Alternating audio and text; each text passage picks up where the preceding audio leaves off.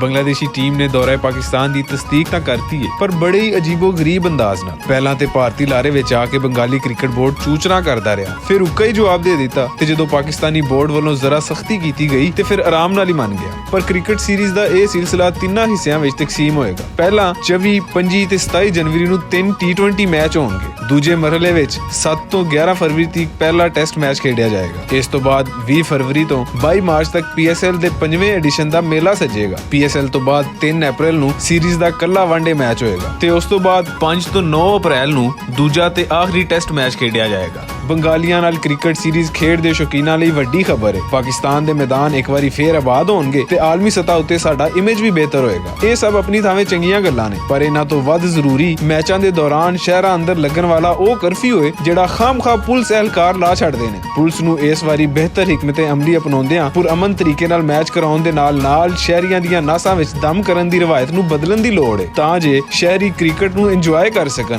ਨਾ ਕਿ ਇਹਨੂੰ ਆਪਣੇ ਲਈ ਵੱਡੀ ਮੁਸੀਬਤ ਸਮਝਣ।